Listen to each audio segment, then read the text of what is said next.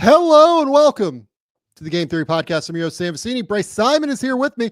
We are going to dive deep into the Jimmy Butler trade speculation, reports, news that came out over the weekend, or I guess earlier this week. Then we're going to talk a little bit about the Mikal Bridges trade revisited, looking at that deal. We're going to make Andrew Claudio come up and talk about that. He's going to get very sad. Shout out GMAC.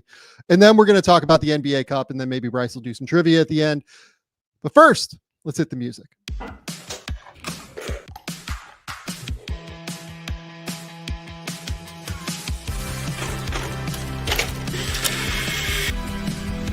have a timeout. Decide not to use it. Way downtown. Bang! Bang! What is this going to be? Wow! Are you kidding me? Hello and welcome to the Game Theory Podcast. I'm your host, Sam Vecenie. But if you watch the tape, what you will see completely orchestrated this game.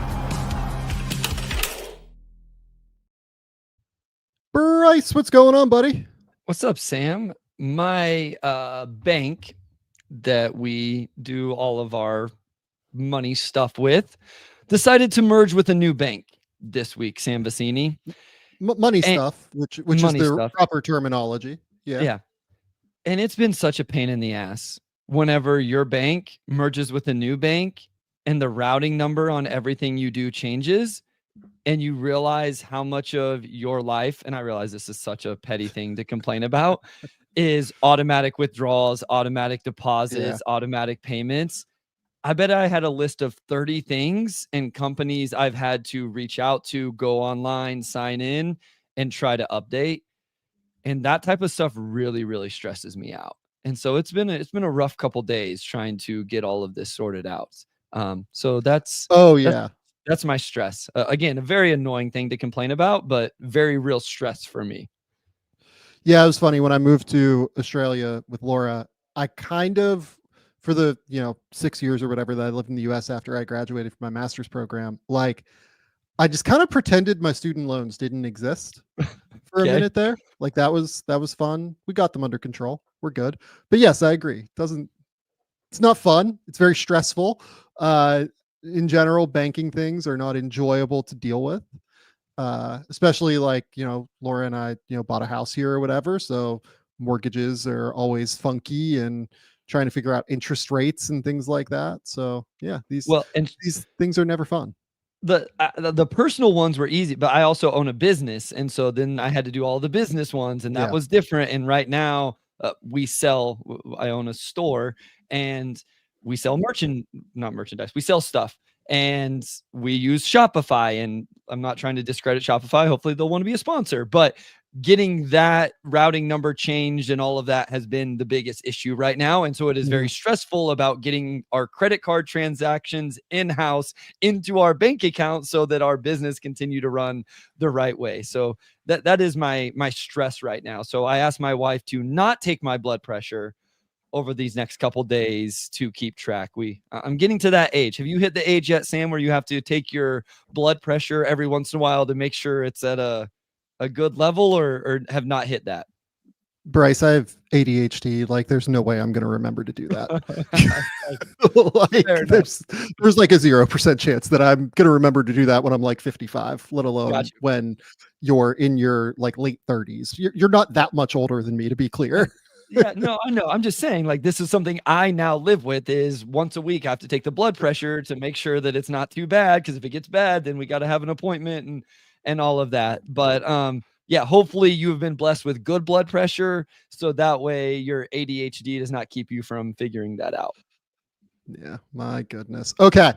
So we're going to start here with the Jimmy Butler news in general, because the Jimmy Butler kind of questions, everything that has come out over the course of the last week, rebuttals, let's go with as well. We're absolutely going to get into that because I find that pretty funny as well. We are going to dive in and talk through all of that. So how did we get here to where last week you and I talked about, like, hey, Jimmy Butler, like there is a real chance that his name comes up on the trade market. Wouldn't surprise me, but Miami in general tends to be a team that tries to win now. it would probably have to be like a pretty wild deal. They'd have to figure out something that makes sense across the board, and all of that feels very convoluted and complicated. So what does Shams Charania do on, what was this, Monday this week?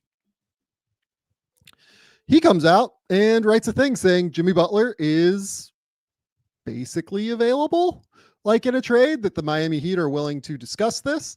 Every trade deadline period, there are players who emerge as key figures to watch, and I'm quoting Shams now, those who could shift balance power in the NBA. This season, all eyes will be on Miami Heat six-time All-Star Jimmy Butler and New Orleans Pelicans one-time All-Star Brandon Ingram. Butler is one of the NBA's elite competitors and a perennial playoff performer, yada, yada, yada. But we eventually get here where the Heat are open to listening to offers for Butler and making a deal if the proposal is right. League sources told ESPN, and Butler's agent, Bernie Lee, has indicated in league circles that Butler is open to destinations such as two of the Texas teams, the Houston Rockets and Dallas Mavericks, and the Golden State Warriors. Butler is a native of Houston. Above all, though, he is preferred to prefer a win-now title contender in any trade. Teams have also been informed that Butler tends to opt out of his deal in the offseason and become a free agent. The Heat have hovered around the play-in tournament over the last two seasons, and with Butler's contractual status, they have been open-minded to trade inquiries. Okay. So then Shams follows up and says the Suns are also on Jimmy Butler's list. That leads to this. Bernie Lee, referenced in the Shams report, decides to tweet about Shams. And to be clear, this is not the first time Bernie Lee has done something like this. Bernie Lee has absolutely gone after Shams in the past. I think that like he basically called him like an ambulance chaser trying to get like MRIs previously in maybe 2021 that was. Bernie Lee. All right, listen, I gave you a pass yesterday because I was busy, but if you don't stop putting my name on your complete and utter made up bullshit because you know you normally aren't worth my time to acknowledge, continue. I don't know what I'm going to do because I'm a middle-aged dad, but just know it would indicate severe dislike. World, all this is fabricated. I have never, and honestly, it wouldn't help me or the position I represent to do anything that's been reported by this said, quote, journalist. Shams, this is your opportunity to say my bad. Quote, I let Chat GPT write my tweets and it went old school Peter Vecenie. In parentheses, Shams, Peter was a writer in the 90s. Be a trendsetter, invent the new, I was hacked, carry on. Thank you. So, okay, Bernie, I love it. I'm here for, look, here's the thing, like whether or not Shams is right, I'm not going to get into the journalism of what Shams did here. I will say that I respect Bernie just putting his name on it. Like, I respect that he's not trying to leak this through anybody. I respect that he's just like, fuck this. Like, I'm just coming out and saying this. Screw this dude. This is not right. None of this is right. This is all bullshit. And, you know, whether or not he's messaging or not, who knows? Who cares? Right? I just like he's putting his name on it. Shout out Bernie Lee.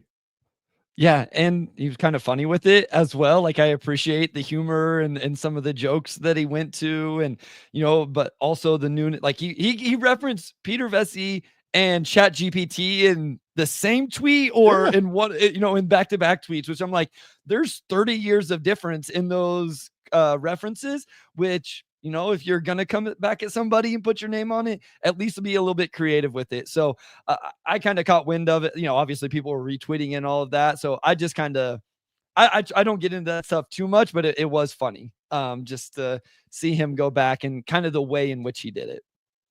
Yeah. And look, here's the thing worth saying here. I'm not going to like back up Shams. I don't know what's going on here. Shams doesn't need my backup, right? What I will say is that Jimmy Butler and Bernie Lee have cultivated a situation by nature of, you know, not having extended, or the Miami Heat have cultivated a situation by virtue of not having offered an extension, that this was always going to be a conversation at some point this year. Yeah. Now, the Heat might be listening to offers. It doesn't say that they're making calls out to teams, which makes a ton of sense to me, because why would they be making calls out to teams? You have Jimmy Butler, who's probably the best player on the trade market right now. You should be accepting the calls, right? But I don't know that it like is all that surprising that they listen to calls. They're a team that is currently right around 500. That's where they project to be, right around 500. I know they've made some really cool playoff runs with Jimmy Butler, but this team doesn't look like a team that is poised to do that necessarily this year. They're in a southeastern or a southeast division that Orlando looks to have pretty firmly under control, even with the Paulo and Franz injuries. Atlanta is rising right now. They've done a really good job of building around Trey. We'll talk about them when we get to the NBA Cup section here. It feels like they are in a more difficult spot than what they had been previously, when they were probably a little bit more willing to play the game of, okay, Jimmy's going to miss 25 games this year. We just need him to be healthy for the playoffs. As long as we get into the playoffs, we can be the 8 seed and we feel good about where we're going. Right now they're in a deeper, I don't want to say deep Eastern Conference, but deeper than what it was, a deeper division, and it's a little bit trickier for them. So of course they're listening. And very top heavy, especially with the Boston Celtics, right? Like, what team Absolutely thinks true. that they can make a run to the Eastern Conference Finals of the NBA championship with this Boston Celtics team as the potential 1 seed, with no disrespect to also a very good Cleveland Cavalier team? And to your point, you have the Orlando Magic, you have the New York Knicks, sorry, GMAC, but still, and the Milwaukee Bucks are essentially have the same record as them. Like, it's right there and have been descending, not to mention the Atlanta Hawks that you already referenced. But I think your first point is the one that is most important. We were talking about a potential, what are they going to do with Jimmy Butler? Going back to the offseason, Sam, you put it on the outline 6 months ago. We just talked about it last week. When I saw these tweets about, oh, Jimmy Butler may be on the trade market, I didn't bat an eye. It wasn't like, oh, Kevin Durant may be on the trade market, or whoever, some random, not random, but, player that we're not expecting. I was like, yeah, that makes sense. I just said that the Heat should be out of the Jimmy Butler business and be moving on. Not because I think Jimmy's not good, but because Jimmy Butler's 35, you're not going to compete for a championship with this roster, and he has a player option next year. So, like, What can you go get for him? Now, that's the tricky part. I'm sure we'll talk about it. Who can bring him in, and what can they send out if they don't go get? Like, that's the Suns thing. They're going to trade Bradley Beal? Is that the deal? Plus what? Okay, so before we get into like specifics, okay, yeah, my bad. I got ahead of myself. There's one point I want to bring up. No, we're really close to that. You were right to do that. But there's one point I want to bring up here that is really important in the Shams report. According to Shams, Butler has informed teams, or teams have been informed by somebody, that Butler intends to opt out of his deal in the offseason and become a free agent. Yep. So that makes him an expiring deal where you only have him for 6 months now, if you best case scenario happens, right? And you go deep in the playoffs. I'm going to be honest with you. I don't think Jimmy Butler is going to have 50 million there on the market. I would agree. So whether or not that is just posturing, whether or not that is, Butler thinking, okay, but I might have 160 on the market or something, which I don't know if he'll have that either. Sure. Okay. But the bigger issue for Miami here is that drastically reduces his trade value. Yeah. By saying that, or informing teams of that, somebody informing teams of that. That makes it harder to actually constitute a trade for Jimmy Butler if he's not going to opt into that deal. So that's kind of actually the biggest thing I'm watching for here, is depending on who the team is, does that attitude change? Does it become something different? Does it become a situation where Jimmy Butler is willing to opt in at the time of the trade? That's the key, because you have to know that you'd be getting him for 2 years at that point. So that's an important factor here as we go through and talk about teams. Shams mentioned 4 teams, so let's talk about those 4 teams maybe at the start here. Phoenix is actually kind of the easiest to talk about, unless they're going to move Kevin Durant or Devin Booker, which seems highly unlikely at this point. It basically has to be this structure. It has to be Bradley Beal for Jimmy Butler and a minimum contract. Yeah.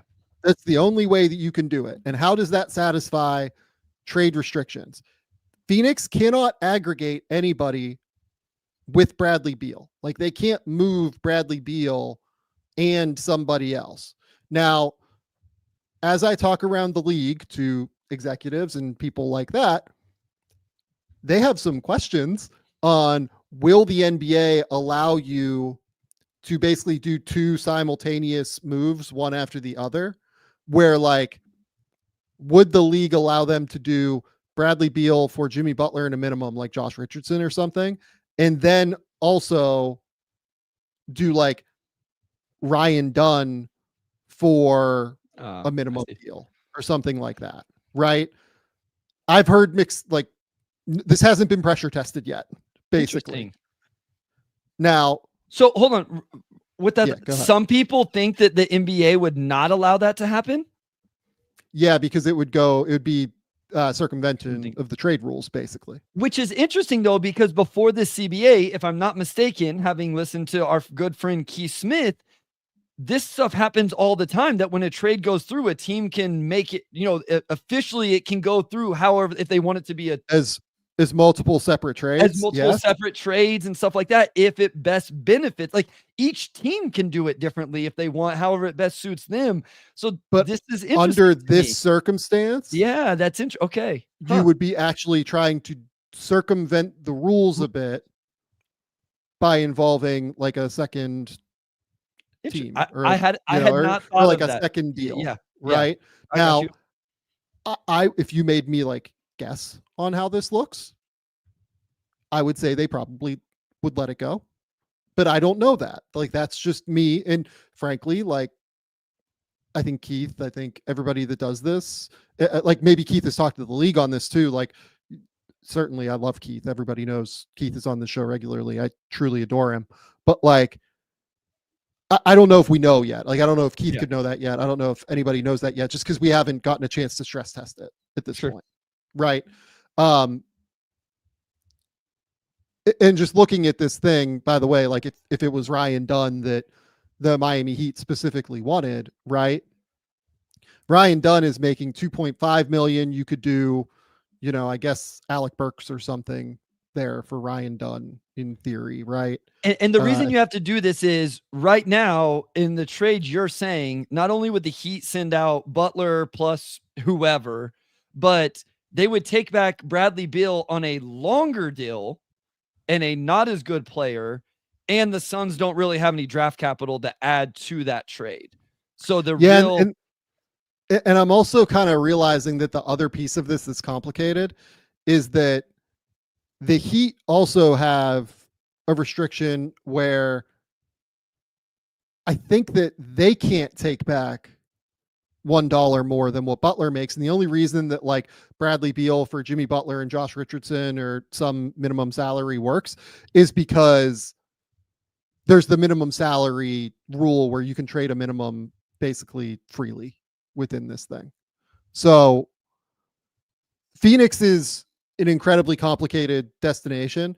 I don't see Phoenix happening personally, because the other important piece of this with Bradley Beal as well is Bradley Beal has a no trade clause. And while there has been a willingness from Beal theoretically to do a move to Miami or something, he would still have to agree to it, right? And if you're Bradley Beal, you're competing for a title right now, and you chose Phoenix previously.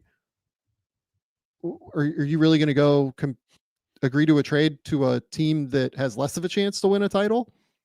I don't know.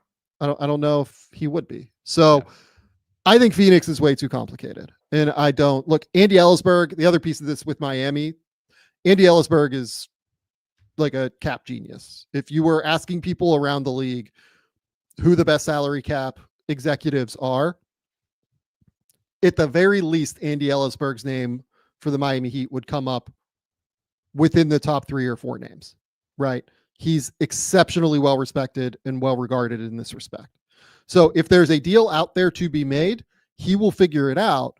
But I think Miami structurally is a bit too complicated to work. Now,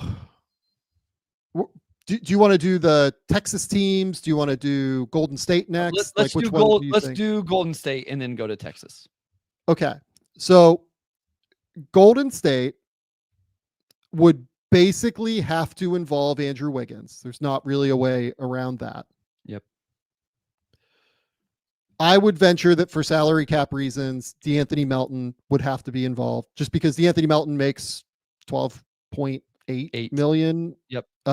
You're at 40 between those two. 39. 39. Excuse me. Yeah. 39.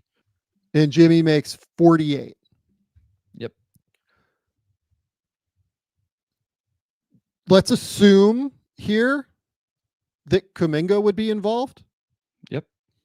Right? Because that makes sense. Like, if you're Miami, you clearly want something for Jimmy Butler, right? If you're getting Jimmy Butler, Jonathan Kuminga probably moves to the bench. He's probably not going to be super pleased about that necessarily. So in a contract year, at least, that gets you to like 46, I think, somewhere in that ballpark. And because the Warriors are hard capped at the first apron, that still is actually not enough money to do this deal. You would have to like somehow involve a third team involving Kevon Looney, involving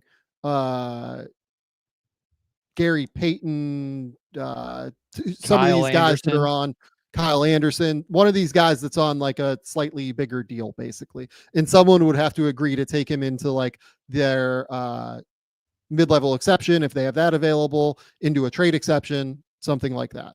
Pistons have cap space, I assume, for this very reason, to be the third team in a situation like this. Sure. Having cap space is another avenue. That's a really good point that I didn't mention. Do you think, if you're Miami, that Jonathan Kuminga is worth trading Jimmy Butler for? It's kind of what that comes down to me. I'm sure they would ask for a first round pick as well, but is like Kuminga and a first round pick, and then you have the Wiggins deal. You have, to give Jonathan Kuminga a lot of money in the summer in all likelihood. So does that work for you? So that my initial reaction was yes, if with the first round pick, because I also think Andrew Wiggins has had a really nice season, kind of a bounce back year, and has played very well. Kuminga would be interesting. I'd have to think a little bit more about like his fit within that roster and all of that. But I know I'm a bigger Kuminga fan than you are, and maybe people in general. I know he doesn't fit with that Warriors team. My biggest hesitation with that would be the contract that he's going to want. And do I want to immediately then give him that money this offseason? Like, if I had a better understanding of what his side was wanting in a deal, that would make me feel a little bit better about this, along with knowing, like, is Jimmy Butler truly willing to test free agency this offseason and leave Miami, for nothing? Am I going to get nothing for him? Probably not going to happen, because even if he does opt out, it probably ends up being a sign-in trade of some sort. But in general, I think a player like Kuminga plus a pick and a nice another piece like Wiggins, but that's a lot of money still on my books. That's going to be long-term money that makes me pause a little bit. Yeah. So the other deal that I kind of played around with a little bit, if you wanted to do a 2-team deal, was like Wiggins, Melton, Payton, and Kuminga to Miami, and then Miami sends back Butler, Highsmith, and Burks. That gets you right within the ballpark as well financially. Financially, it works, like deal-wise. But if you're Miami, you probably don't want to give up Highsmith, who has been really good and really Very valuable for for them this year. Yeah. So this is why this deal is tricky, right? And now we get to the two. Hold on. Can I ask you a real quick question? Yeah, go ahead. What is your thoughts about Butler on the Warriors? Like, we just, in the deal we just talked about that, we traded away Andrew Wiggins, who again is having a very nice bounce back year, a Jonathan Kuminga who's had really nice moments. Melton, unfortunately, is injured, but like you get rid of kind of all that depth. Like maybe the second star is worth it, but how do you like that fit and how that good that team would be? Yeah, I think it works pretty well, in all honesty. I think Jimmy's a really good fit with that scheme. I think he's a really good fit next to Stephen Curry. Really good defender still when he's locked in, and like I think it gives them a drastically higher ceiling in the playoffs, I think is what I would say. They're probably a slightly worse regular season team because they are losing quite a bit of depth, but I think it gives them a much better ceiling in the playoffs. I think I agree. And based on Steph Curry's age and Draymond's age, that probably makes it worth it for me if I'm the Warriors. Like, I think you probably have to do that. It would depend on the price point for me because there's real opportunity cost here. Like you could go out and try and get somebody else, right? You could go out and try and get multiple other role players, right? There are different avenues that you can do. This one would be your swing if you did Jimmy Butler. But yeah, no, it's just way too difficult. And, the awesome thing to do would be to do it and keep Wiggins. That's just like, can't get to the I'm money. fairly certain they can't get to the money and do that, really. Okay. The other thing that I will mention about the Warriors is all of these constructions outside of the one that I mentioned, which gets very complicated, Wiggins, Melton, Payton, Kuminga for Butler, Highsmith, Burks, and I'm not convinced that the Heat would be excited about that, and they would probably involve multiple picks at that point. It is, if you talk to teams around the league, if you talk to high-level executives around the league, it is exceptionally fucking difficult to do like 3-for-1, 4-for-1 deals in season. Yeah. That is more of an off-season deal. Yeah. Because you're basically trading a fifth of your team to do this. Yep. Now, the next two teams that we want to talk about here, Dallas and Houston. Houston can just do this easily. Like they can get to the money. Like they have all this expiring money. It's just whether or not it works, right? Dallas is... How do they get there? Like I'm looking at that, like the reason I brought up the like 4-for-1, 5-for-1, 3-for-1 kind of thing is that's what it would have to be for Dallas. It would have to be like Gafford, Kleba. I think they would have to throw in PJ Washington. I don't know that they can get there if you don't have one of PJ or Clay. Yeah, like could be Clay, I guess. Like that, maybe. But if you're Miami, why do you want Clay? You almost have to do PJ, Gafford, Kleba, and Najee Marshall. And at that point, you just completely depleted any depth you have. Right. So I don't see it. I don't see that one really either. Houston can do this. And the question is like, should Houston do this? Right. And Houston can do it by, they have so many of these expiring guys kind of near the end of the bench where. But does it have to start with Dylan Brooks? It's a good question. 16, I would think you could do like 27.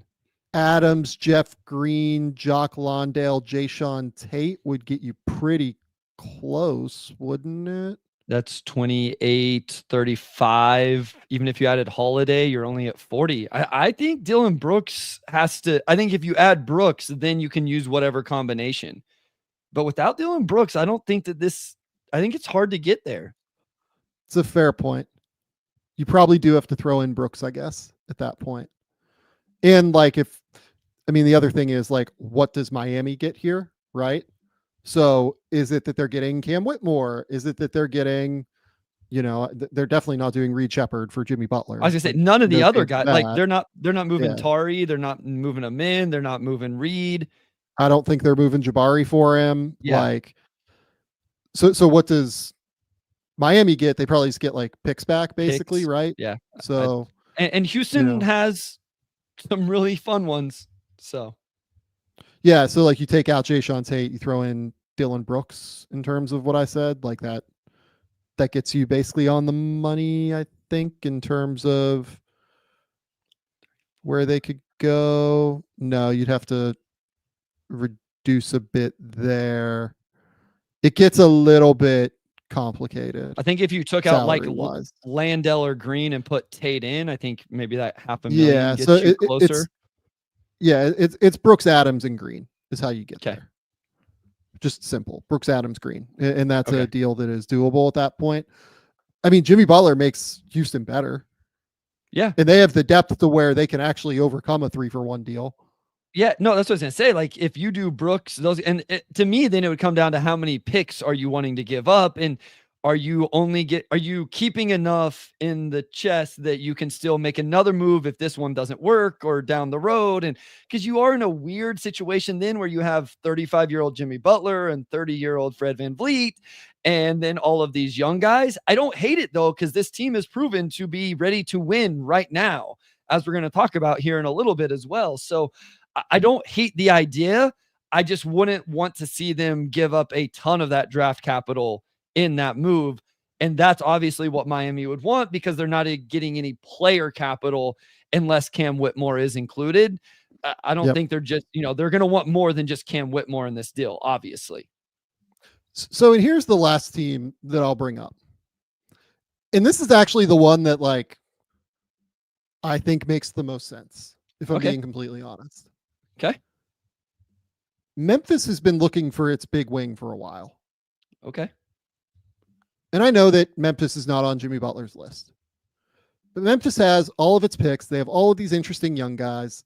They have the Marcus Smart contract. You can throw in Brandon Clark and you can throw in Luke Kennard and get to the money, basically. Like, why doesn't that track? Like, that's the one that makes the most sense to me.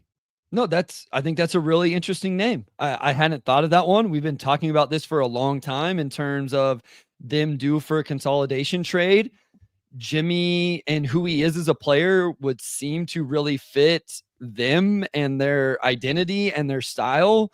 And a Ja Morant, Desmond Bane, Jimmy Butler, Jaren Jackson Jr. would be super intriguing. I know Brandon Clark has been starting for them, but you still have Zach Edey. You have all of these wings. Gigi's going to be back eventually.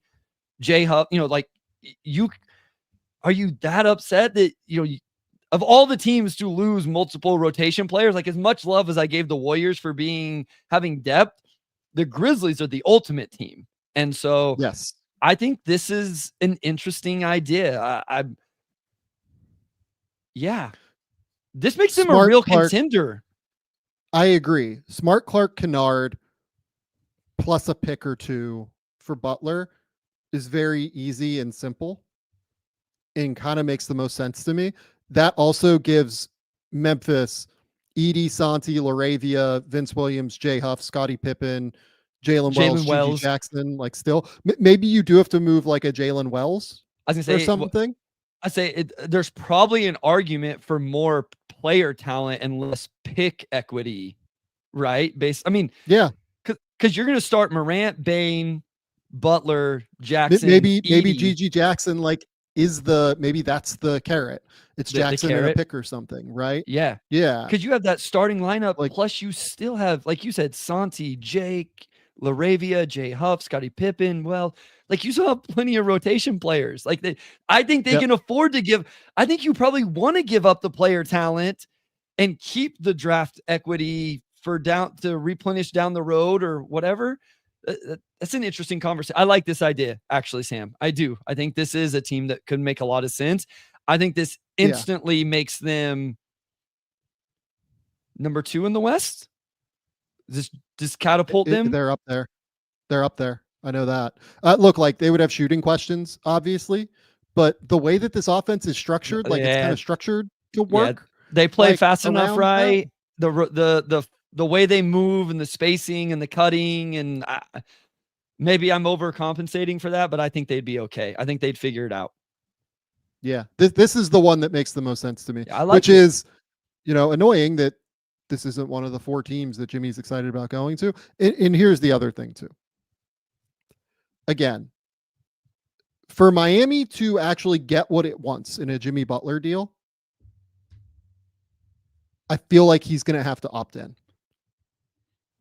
to that player option and give a team a second year, or there's going to have to be like an under the table dealing where he does like a 3-year, $120 million extension where it's not immediate, but they have it like signed in a desk somewhere and it's done. Right. Do those things happen? Do those things happen? Do they happen in the NBA? I don't know. But yeah, so I hope that kind of outlays for people where this sits with Jimmy Butler. I think that Memphis makes by far the most sense if I'm looking around the league. Yeah. Of the 4 teams that, Shams outlined, I would say Houston makes the most sense because structurally it's kind of the easiest, either them or Golden State. Yeah. Golden State gets complicated because it has to be like a 3 or 4 for 1 with guys that are like actually playing in their team right now. Whereas Houston, it's 3 for 1 with really only one guy that's like playing real minutes and that they don't have like a ready-made replacement for. So yeah, that's kind of where I sit on this, I think. And that's where we can leave it. Memphis makes by far the most sense to me. But Golden State and Houston, like you can at least make that work. And I'm just going to be real with it. I don't actually think this is something Houston would do. Yeah. I don't think they would. I don't think they would blow up what they have going right now, like with their team, to bring in Jimmy Butler. Like they're happy with what they have right now. Yeah. You sold me on Memphis in the moment here. Maybe I'll look back and change my mind. So I would have Memphis as well. I would have Golden State too, because of kind of what you said there with Houston, even though they're easy. And then, I mean, it was just almost impossible to figure something out for Dallas. And I just don't think the Phoenix one makes sense. Yeah, I agree. Okay.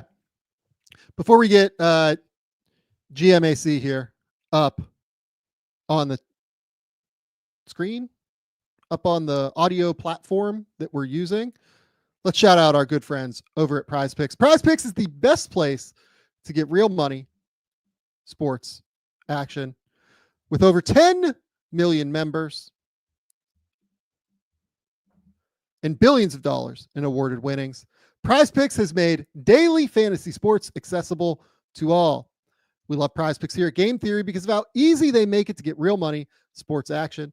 If you think Patrick Mahomes is going to go nuts this weekend, if you think Jameis Winston is going to lead the Browns to a big upset and go crazy against that Chiefs defense, you can just pick over their yardage total and make your pick in less than 60 seconds and turn your sports opinions into real money all season long on Prize Picks.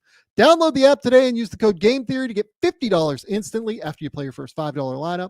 Download the app today and use the code Game Theory to get $50 instantly after you play your first $5 lineup. Prize Picks, run your game.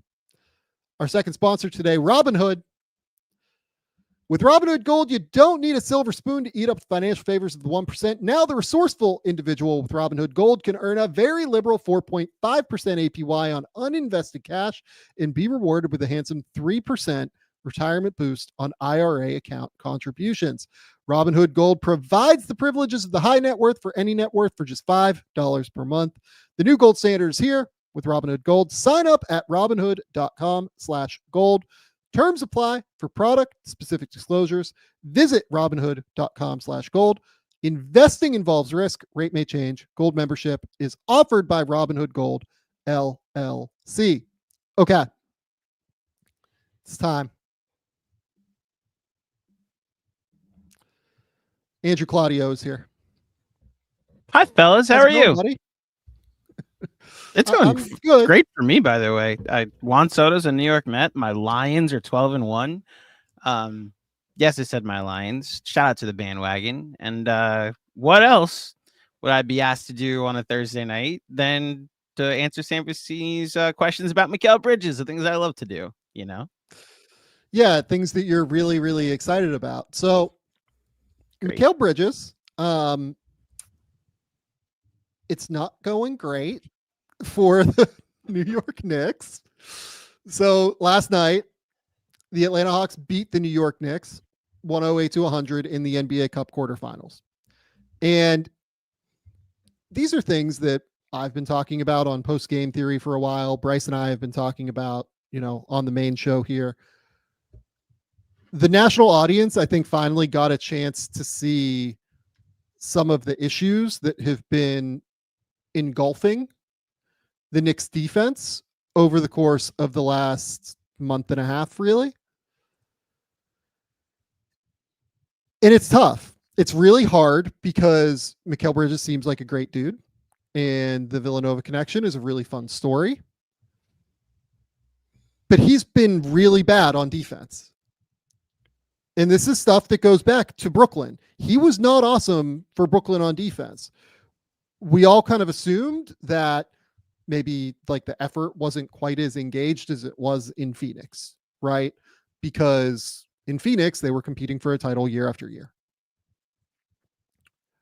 But it seems like it may have been a bit more of an overall flexibility kind of fall off to me, because when you watch him in ball screens right now, it's a significant problem. He can't guard at the point of attack, just kind of point blank. And I just want to remind people what they gave up for him. And I want to contextualize it a little bit beyond this, but just to remind people what they gave up. Mikal Bridges, Keita Bates-Diop, a second-round pick, and the draft rights to Juan Pablo Valle.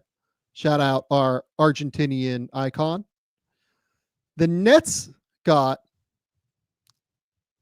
Bojan Bogdanovic, Mamadi Diakite, Shake Milton. This year's unprotected first-round pick from the Knicks. 2027's unprotected first-round pick. 2029's unprotected first-round pick. 2031's unprotected first-round pick. An unprotected pick swap in 2028. A first-round pick from Milwaukee that will likely transfer this year. And a second-round pick in 2025. Thanks, Sam. When Bryce and I talked about this when it happened, do you remember this, Bryce? We were literally live, like doing a mock draft, and then we had to stop the show and like talk through this. Yes. And my immediate response was just like, this seems like a lot. And I had told you for months that like if Mikal Bridges gets traded, it's going to be like 3 or 4 firsts. Like that was I had told you for a while, like it's going to be crazy, because I talked to like executives, frankly, that had like come close to offering that, basically. So like I knew that was what the market was. And I still thought that 5 firsts, 4 of which were unprotected, was very aggressive. I mean, essentially 5 unprotected, right? I know it's the Bucks, but it was top 4 protected. Like it's 5 real first round picks, even if they're from good teams. So let's start with Andrew. Yay. What was your immediate reaction to that deal? And how are you feeling about it at this specific point? After having watched Trae Young slice him on the court for an entire half last night. Don't shortchange my guy, Cade Cunningham, slicing him up also. Go ahead, GMAC. Who's the dude in Charlotte? Micic? What's his name? Vecenie Micic. Okay. I'm bad with pronunciations. I apologize. Yeah, he cooked him too. So this is a thing that has not been something we're excited about.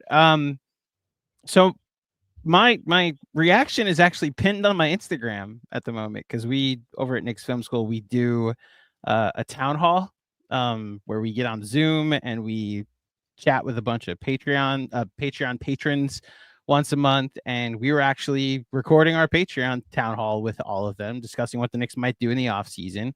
When the trade went down, we were all very excited because we thought it was part of the final pieces of the puzzle. Pairing him with Anunoby seemed like you were putting together one of the best wing duos to compete with Boston, especially with what you saw Tatum and Brown do in the playoffs. You had 2 guys to match up perfectly. There was obviously the question of, well, now it's up with Julius. You know, like we renamed the Knicks Wingstop at a certain point, and they've just been wings. Haven't really much been stopping so far this season. But the thought was that the biggest thing at the time, and this is a shout out to Monica McNutt, ESPN personality, but also works for MSG here in New York. She came on our show after the season, after the Knicks got eliminated last year, and made a point that the Knicks really had established a culture with this Villanova thing, that, you know, it's fun and it's more of a joke to everybody else, but they really did feel like a family affair here. And the first thing that we saw from the four of them, Dante DiVincenzo, Jalen Brunson, Josh Hart, Mikal Bridges, after the trade was announced, was a screenshot of the four of them on FaceTime reacting to the trade. And it seemed like this point that Monica had made of protect the culture at all cost was like, oh, they're now tripling down on culture, that this Villanova thing is going to be like the backbone of this. And even if they're going to take some time to develop into a contender, then they at least have the power of friendship is going to be something to enjoy. And sorry to interject on this real quick before you continue, but do you remember what like Jalen Brunson's reaction to the Josh Hart deal was also filmed? Yeah. And like he was just at like I think a jersey retirement ceremony for someone or something. I forget if it was at Villanova or if it was at like his high school, but he was getting his jersey retired. School. Yeah. Yeah. Someone filmed his reaction to them trading for Josh Hart. Yes. And he was like thrilled. I mean, like unsurprisingly, right? Because they're really, really close. And you know, he and Mikal and Josh, like all three of those guys are really, really close. So like of course there was like a real palpable excitement. And I actually like completely agree with Monica. Like that culture is so critical to having a chance to win a title. Being good and like playing basketball well is more important. Yes. Though, unfortunately. Which the second question you asked, how do I feel now?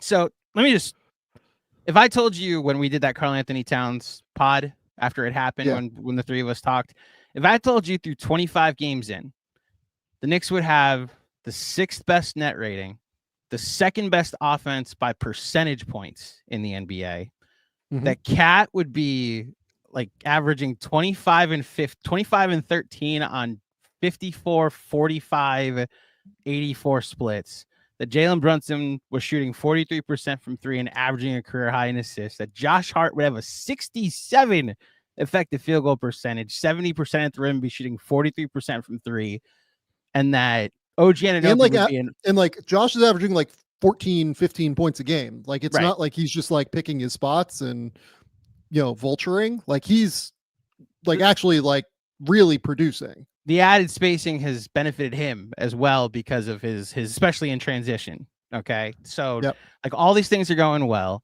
That OG Anunoby's in all-star conversations, and that the starting five that they put together was a +6 in a league best 841 possessions. You'd be like, oh, so it's working, right? Like it's off to a great start. 25 games, it seems like it's going well. And to the reason that we're here today to talk about Mikal Bridges' point of attack defense, there's nothing that screamed contender about this team yet. And this is a pretty all-in team at the moment. Now, this is year one, and right now quarter one of year one of this run, and this is why Jalen Brunson making minimum wage helps.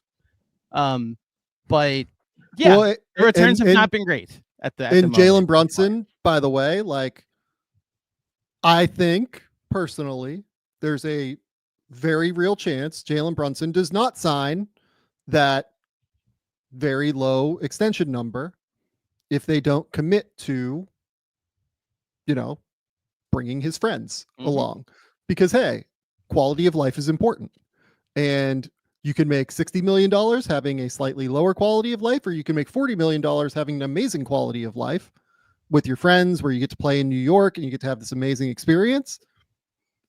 Like that sounds cool to me, right? Again, it's the doubling down on culture. Like they went and added another person from the Villanova collective, and then Jalen does a family a favor. And that's where we were at the start of the season. Like, okay, this is a family they've created.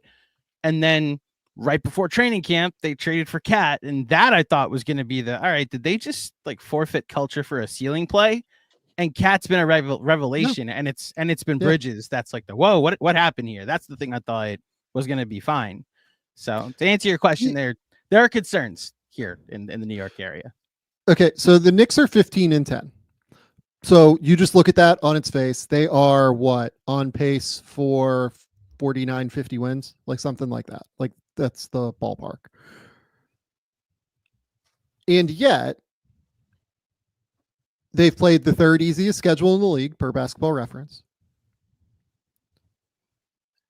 And on top of it, like just when you watch them play good teams, like they do just kind of slice them on defense. And I'll let Bryce kind of give a thought here real quick, but I want to give you credit for this because I think it's actually really, really important. You and I were just texting back and forth last night, Andrew and I. And I think you actually brought up like a really, really critical point here. It's not that Towns is the problem. Towns at the 5 is not necessarily the problem in and of itself. It's that Bridges is the problem, and that Bridges is getting cooked in ball screens left and right and is a magnet for contact on these screens and gets crushed and can't recover, or he takes like these ridiculously wide angles because I feel like his hip flexibility is not particularly good right now. That's the issue here. It's not that Karl isn't doing his part. I think Karl isn't great in drop coverage. I don't think he's fantastic. He does let guys get behind him from time to time, but I do think he's actually kind of doing his best guarding like 1-on-2 in those situations. And he's not great at it, but he's not catastrophic at it. Like he's not disastrous. It's just that the guards, Brunson as well, are putting him in a really difficult spot. But, and this is where the but comes in, it's really hard to have Towns as your center if you're going to have guards that are going to get beat like this. You do need like a real impact big on the defensive end who can guard 1-on-2 if your guards are going to get beat like this. So it's almost like a catch-22 to me right now, where I can't actually blame anything on Towns. It's really on Bridges.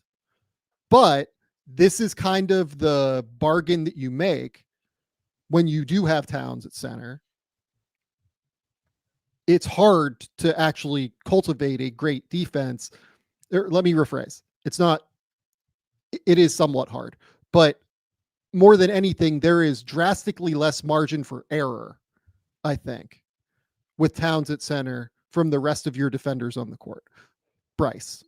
No, I mean, I just think that was always the case. When they traded for Towns, it was like, okay, you're giving something up defensively. Like whenever you trade out iHeart for Cat, you're giving up something defensively to get something offensively. What you got offensively has paid off, right? Like GMAC correctly pointed all of that out. The answer defensively was, look at these wings. We have to guard this shit out of everybody.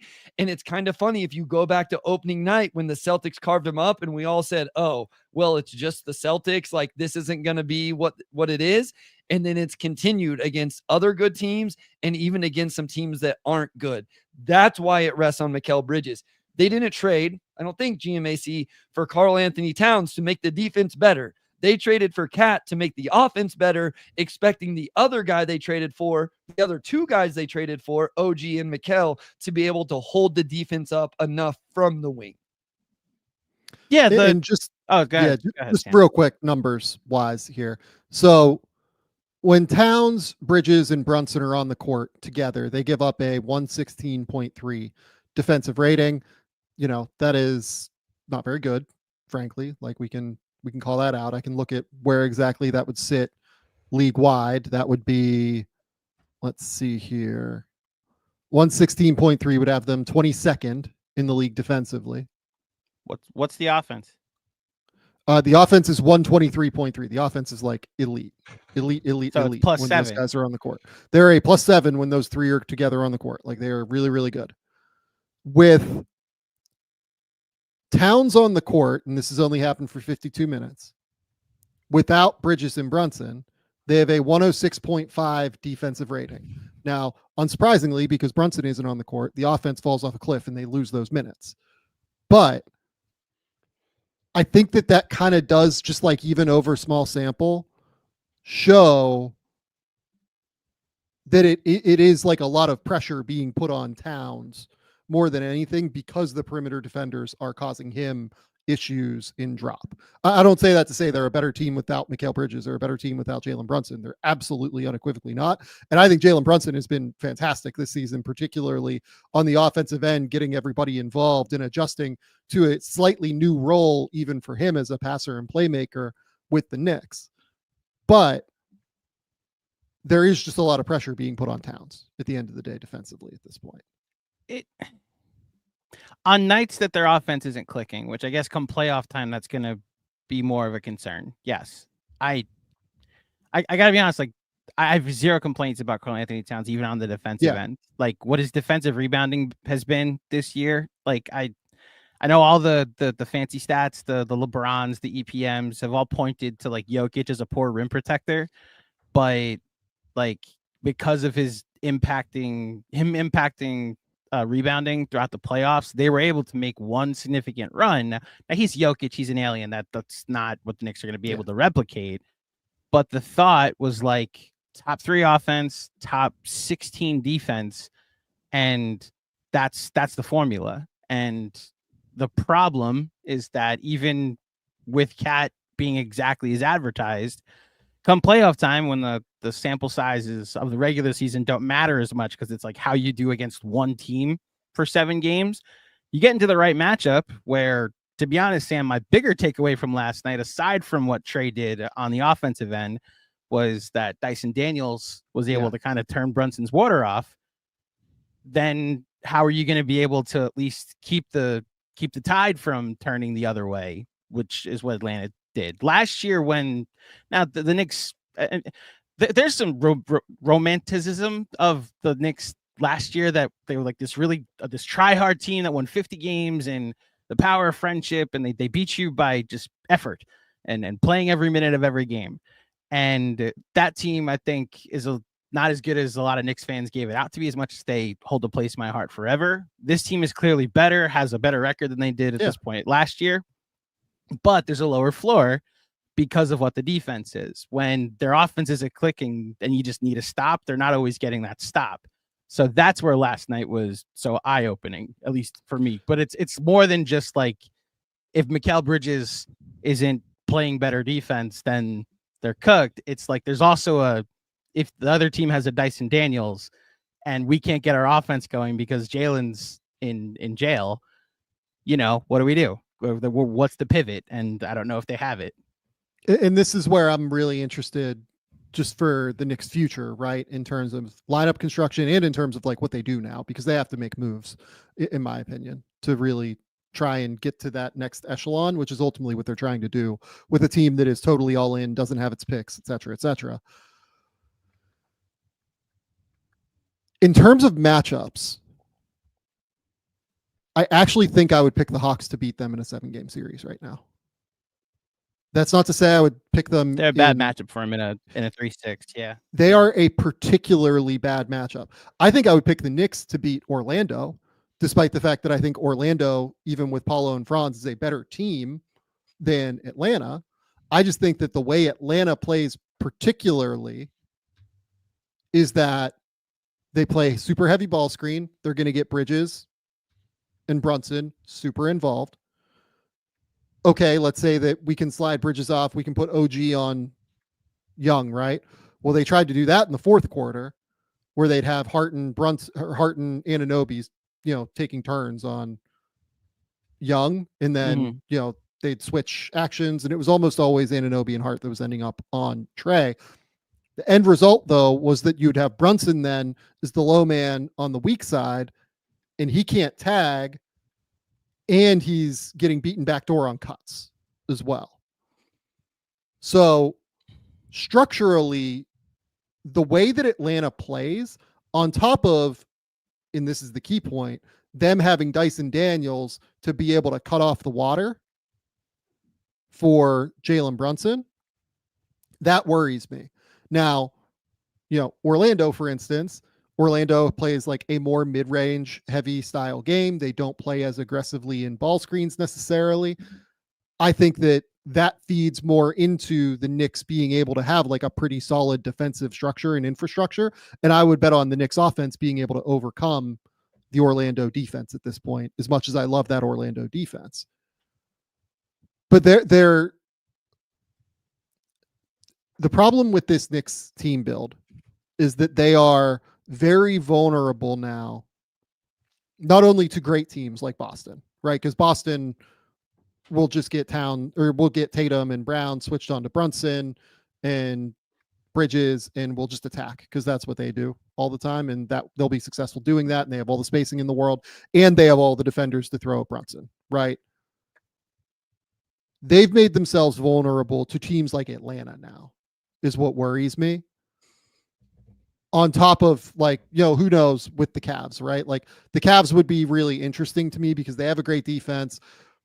They don't really have the stopper to throw onto Brunson unless you want to throw a Okoro out there, but that Okoro's given them trouble over the years. Yeah. He absolutely has, but like it also screws up their offensive flow from a spacing perspective, and then gives the Knicks a chance to kind of beat them in a number of ways. And then they have multiple bodies they can throw on Towns, etc. Right? I think I would pick the Cavs in that series, but it's close to me. Like I'd need to think about it a little bit more.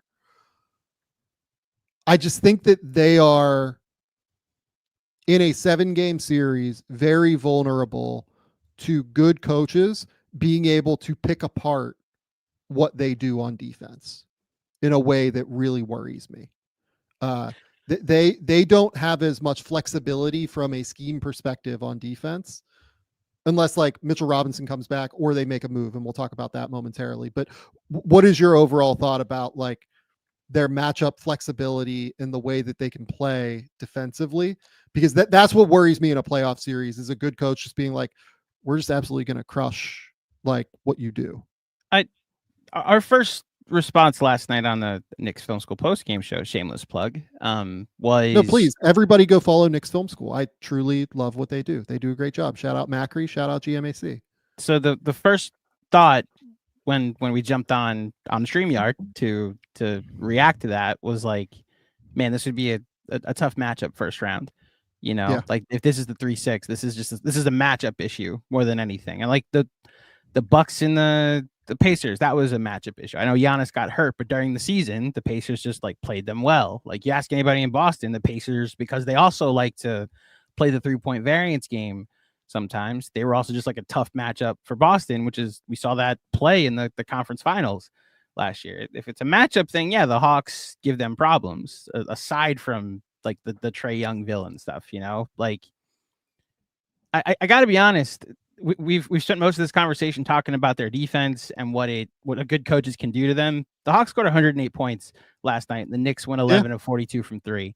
Like the offensive side of the ball was significantly more of a standout to me because I hadn't seen a team shut their water off. That opening night against Boston, that everybody was like, oh my gosh, Boston was raining threes. The Knicks defense, oh no. The Knicks were 50, 40, 90 that night. And it was like, oh, so it has to be better. If you told me going into last night that all the Mikal Bridges problems that we've seen throughout the year, all the cat in drop stuff that we've seen throughout the year would still happen, and they'd only give up 108 points, I'd be like, oh, so the Knicks won by like 17, right?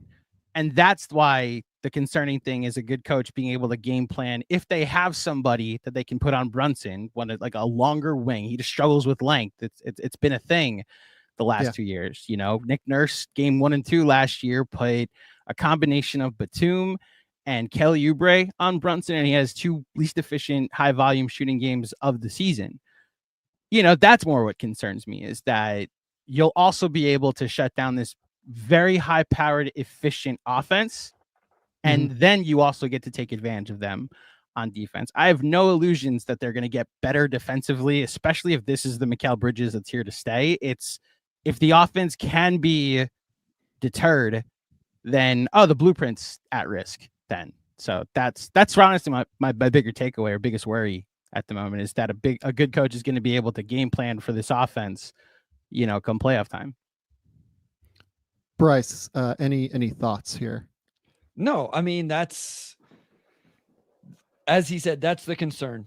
And I look through the playoff content, like throw Boston out. Cleveland's a tough one, right? Because they do offensively what this team really struggles with. And then it really comes down to, like you guys mentioned, can you play Okoro, or can somebody else shut him down, or can you funnel him into those 2 bigs? And so that's not a great matchup. I think Orlando, that makes sense where they don't run as much ball screen stuff. And so when you just start to look at matchups, that's what it's going to come down to for them if they can't get it figured out. Like this has been fascinating for me to watch with Bridges, because I just knew he was going to be like we're going to talk about all NBA defense, Mikal Bridges again, right? Because the offensive use, he's not even the second dude there. Like, is he the third all the time? Like, probably, I guess. OG's scoring more, but that's just because he's been super efficient right now. But you know what I mean? Like, the offensive pressure am I not giving him enough credit for the offensive load he has to take? I just can't feel like it's enough to not warrant better defense than what we're getting. So I'll actually add something to that, Bryce, because it's not just necessarily an offensive load, because he's leading the league in minutes, like total minutes played. So there's a Tom Thibodeau thing, and I'm not the biggest Tibbs critic in the world. Actually, what he's done for this franchise that was lost and in the wilderness for a long time, bringing a base level, and now seeing like Tibbs having the second best offense in the league is actually pretty much a revelation. But some of his tendencies are like, oh, this is working, I'm just going to keep playing it until it's not working anymore. And then maybe I'll call a timeout, give it a break, and then put it back on the floor and keep it playing.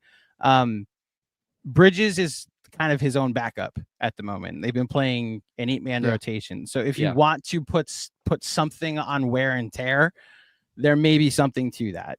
I actually would argue he's been the second option more often in his minutes, because he's like Brunson leaves and Bridges stays on to be the second option. Cat leaves, Bridges is still on and he stays with Brunson. He sits for 4 minutes, comes back, and then he's back on the court with whichever of the All-Stars is still there. So look, he's been lethal from the corners. Above the break has been a roller coaster.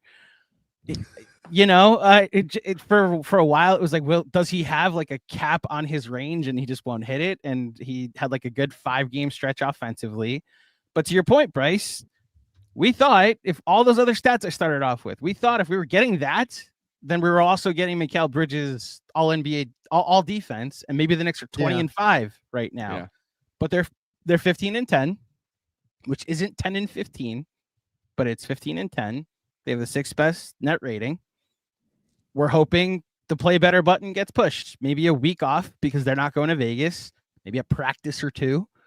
Some of that gets ironed out. But I do share your big picture concerns that if this is the Bridges that's here to stay, the contender ceiling, it might not actually get hit. Like, that is a concern.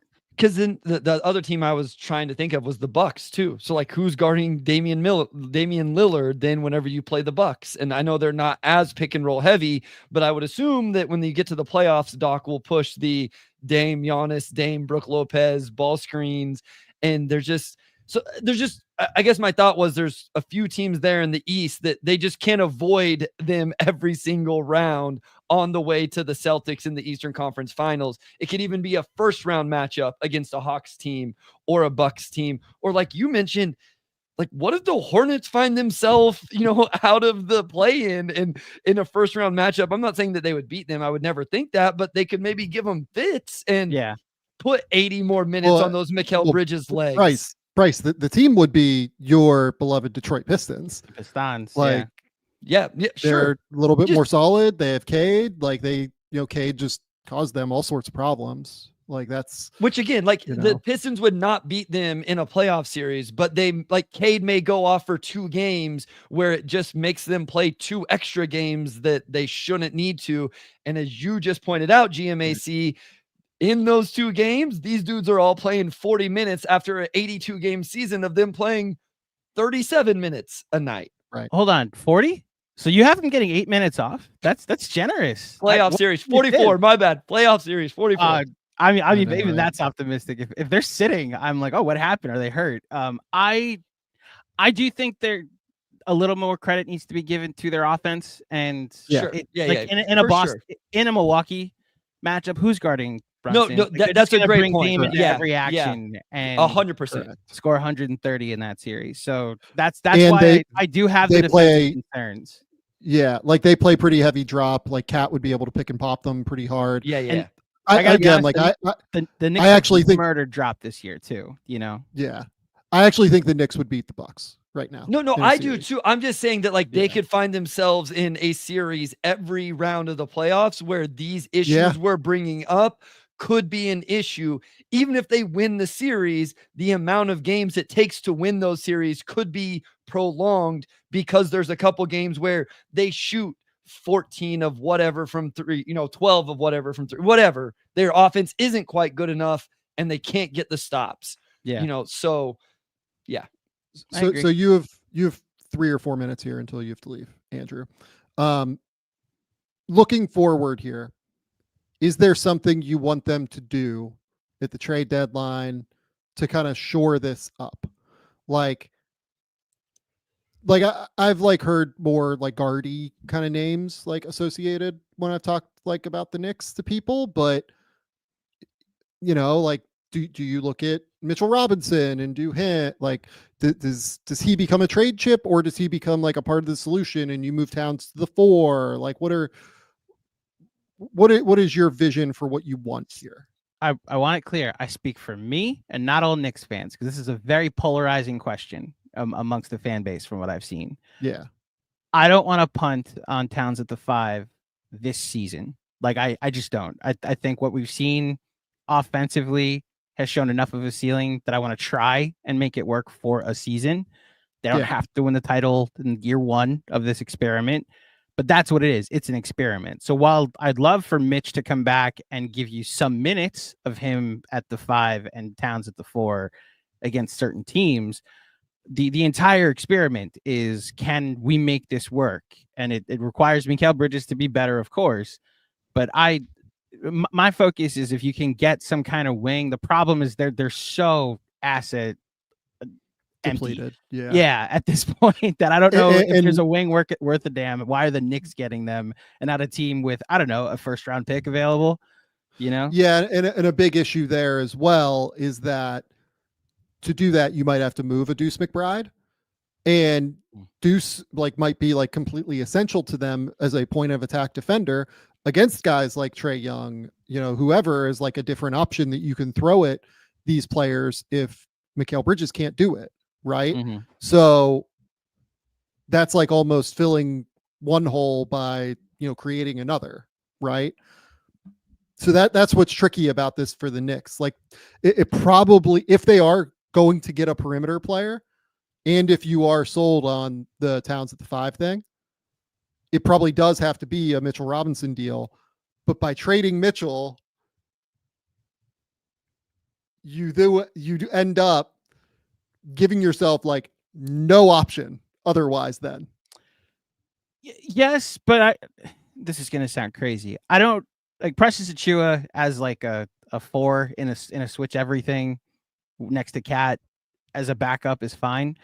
Again, the experiment, the entire blueprint rides on Mikal Bridges eventually figuring it out, which the more fascinating starting lineup change that will not happen this year because they gave up 5 picks for Mikal Bridges, but it's Deuce coming in and being your point of attack defender that has been toward the top of the league in all the LeBrons and the EPMs, all the tracking data says he's been outstanding.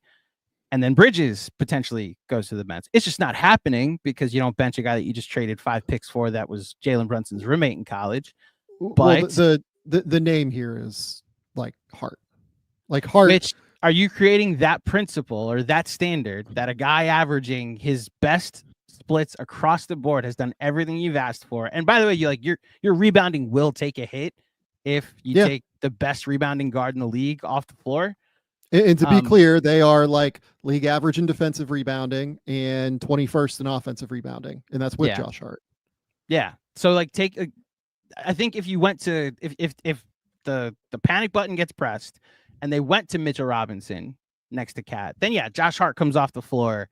Although at this point, no, they're not. I thought through it for a second. No, they wouldn't. They're not benching Mikal Bridges. They're not making him a backup. But if you wanted to go to that, yes, Josh Hart becomes your 6th man. The concerns before the season were if you wanted to play a true 5 out, that Josh Hart isn't a good enough shooter. And so Deuce McBride for Josh Hart made sense in that starting 5.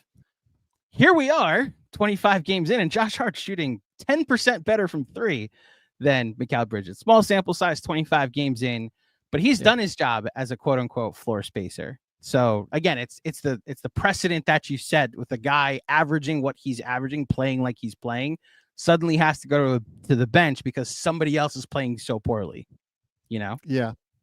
It's very tricky.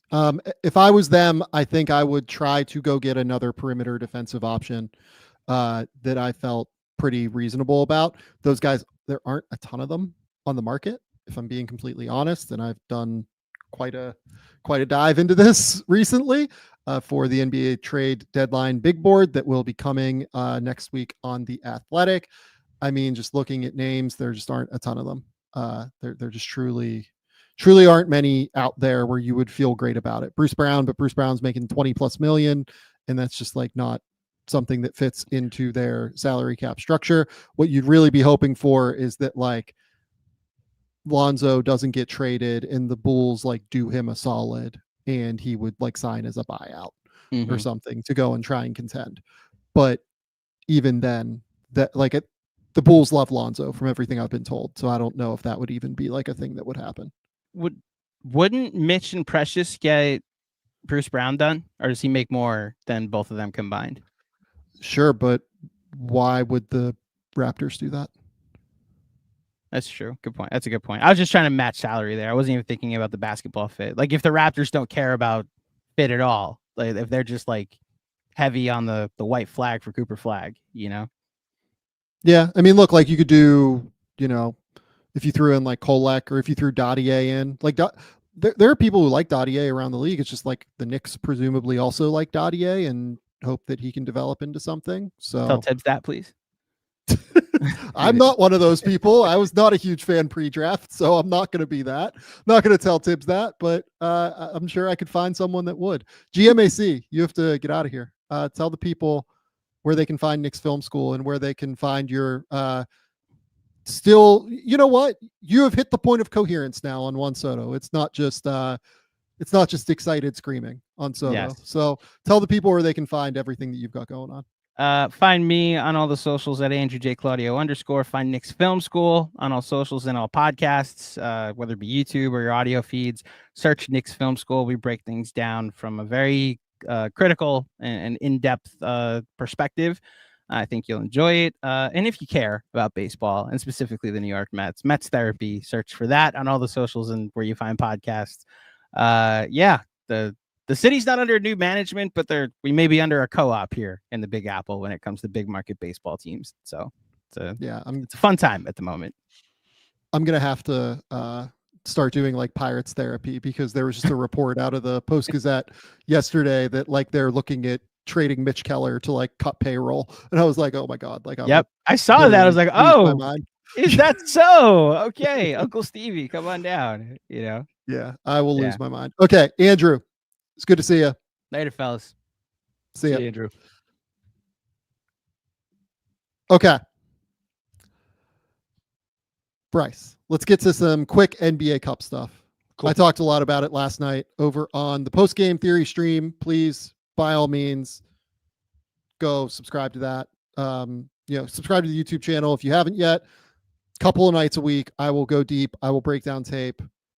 Last night, I did it on the 4 NBA Cup games, talked about Oklahoma City's defense, Jalen Suggs, Trae Young and Atlanta's defense or offense, just like eviscerating the Knicks. And then also the craziness that was like, really, I did a breakdown of why having a plan for a non-shooter, if you're going to play that non-shooter, is critical. As both the Bucks and the Warriors learned during the NBA Cup. So maybe we'll start here. This is like small scale, but it was like kind of driving me crazy. So let's talk about it. The Bucks played Andre Jackson for 8 minutes. They started him. They played him for like 6 minutes. I think he didn't come back in the first half. Then they played him for the first 2 minutes of the second half. Didn't come back. I think that they lost those minutes by like 9 points. Because they would just literally stand him in the corner or in the dunker spot. Didn't really have him move around. Didn't really have him be a screener. And nothing really worked. And in a game that they won by 5, they lost those minutes by 9 points. Like Jalen Suggs had a shot to take the lead with 20 seconds left and a shot to tie it with like 8 seconds left. If he makes either of those shots and the Magic win, we're looking at like, what the fuck is Doc Rivers doing? Like, you need to have a plan here. And by the way, I think me personally, I'm looking at Steve Kerr last night playing Gary Payton II and starting him. If you look at the first 6 minutes or 10 minutes that he played in the first half, they didn't have a plan for Gary Payton. And oh, by the way, they lost those minutes that Gary Payton played throughout the entirety of the game by 14 in a game that they lost by 1. Then in the second half, they adjusted. They figured out, okay, we need to, use him as a screener. We need to use him as a cutter. Use him as a playmaker who brings Şengün away from the rim, because the Rockets are always going to put their big on non-shooters. And they played Şengün off the court momentarily. Like, if you're going to play a non-shooter in the NBA, this was honestly like it was like a good moment to remember playoff basketball, right? If you're going to play a non-shooter, you need to have a plan for how you're going to use them. And they did not. Neither of those coaches came into that game having a plan for how they were going to use their non-shooter. Well, and the thing that's frustrating there is Kerr has done this with Gary Payton before. Like, we've seen him be creative with Gary Payton as a screen and short roller. And it's like, oh, okay. He's playing as their 5-man essentially in the offense at 6 foot, whatever. Yeah. It seems like a lot of times you watch a regular season game and a coach's answer is, hey, you go stand in the corner. We're going to let you shoot 3 straight threes. And if you miss all of them, well, I guess we lost this one. We're going to take you out. And like, the reason Andre Jackson Jr. is intriguing is because maybe you could be creative with him. He is athletic. He can passes. He can do some of these things. Yeah. I just, listen, you talked about it last week. There is no Draymond. There's not another Draymond that processes the game the way Draymond processes it. But Draymond has given us a look into what you do when people don't guard you. You immediately go into a DHO. You know what would work really well if people don't want to guard Andre Jackson Jr., Sam? He catches the ball. He takes 2 dribbles right at Damian Lillard. He hands it off. He screens Lillard's man. And then Lillard, a really good pull-up jump shooter, gets to take a jump shot without a contest because Andre Jackson Jr.'s man is standing down by the paint. And I bet if you do that a couple times and he makes those shots, they start defending Andre Jackson Jr. differently when he catches the ball at the 3-point line. Then maybe he attacks the closeout. Then maybe his defender just ekes out a little bit more and the paint opens up. I don't want to oversimplify it, but I feel like, to your point, it is tougher than that. But I don't think it's impossible to come up with a plan. And these were NBA Cup games. You had to know that teams were going to play them a little bit differently than a random Thursday night game that's going on right now as we record this. Totally agree with you. Completely agree with you. It's just very... The one that drove me crazy was Kerr, because they both drove me crazy. But the one that particularly drove me crazy was Kerr, because Houston does that more than any team in the league, probably. Like, they are going to put Şengün on the non-shooter and switch around him. That is their defensive scheme. That is what they do. That is always what they have done, like, for the last year, really, of basketball. Going back to, I think that they first did this with Giddey a year ago against Oklahoma City, right? You just know that this is what their plan is going to be. So very, very strange to me that happened. Any other interesting takeaways from you from these 4 interesting NBA Cup games? No, I mean, Oklahoma City is really good defensively and has multiple good defenders, right? Like, we talked about Jalen Williams and his defense. Lou Dort and Cason Wallace were awesome in that game defensively. And I'm not trying to take anything away from J-Dub. It's just the amount of good defenders they have. Shea was awesome in that game, obviously offensively. And then the other one is Atlanta is sneakily becoming one of my favorite teams to watch, Sam. They're a lot of fun. I know Trey hasn't been very efficient this year. He wasn't necessarily efficient in that game, but I know you broke it down, kind of how he just breaks down the defense, controls the game, all of that. I mentioned Jalen Johnson as one of my favorite players whenever we did that. He had 21, 15, and 7 in this game. Capella keeps doing his thing. And here's the thing. I don't know how long this is going to last. DeAndre Hunter doesn't miss. Like, that dude is a walking bucket since he started playing this year. He has been awesome. I find myself really enjoying watching this team play, and Dyson Daniels on the defensive end kind of holds it together just enough on that end of the floor with everything else they have. I like watching. I'm excited for that game solely because of the Hawks and to see if they can knock off the Bucks and find themselves in a game against the Rockets or the Thunder. I am tuning in for that. I would be much more excited to watch Hawks versus Rockets / Thunder than I am for the Bucks to win that game and them to move on to the finals. Yeah, I would be interested in that for sure. I think that where I'm kind of sitting on it is that I think the Bucks probably win that game, if only because I don't know how Atlanta deals with Giannis. that feels like a problem to me. So Onyeka is an interesting matchup there. So that, I mean, nobody's a great matchup, but I agree with you. Like, Giannis is such a handful right now. Yeah, hot take. Good basketball player. Giannis Antetokounmpo. He had 37 against Orlando and was like the sole reason that the Bucks won, and he's like the sole reason that they keep winning games. Shout out to Giannis. He's been incredible. Yeah. It would be fun if Atlanta made the final. Like, that'd be really cool to me. And I agree with you. Like, I've loved watching that team this year. I know that Trey is shooting like 38, 32 or whatever in, 88 from the line, but I think this is probably one of his better years, if I'm being honest. And it's because of the passing and playmaking.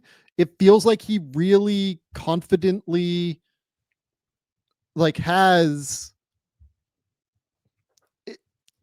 like a control and like understanding of the tempo of this offense, and like has a lot of confidence in his teammates. And it feels like because he knows he's the guy running the ship now, whereas with DeJounte, like there was this weird push-pull the last couple of years between those two. I felt like it feels like he's just attacking and consistently slicing and dicing up defenses in a creative, fun way. So look, Trey Young's a guy that like I've always kind of had a soft spot for. Like I think he's outstanding. Like there are defensive questions. I get it, but aesthetically, I think he's like truly just one of the most fun players to watch in the league.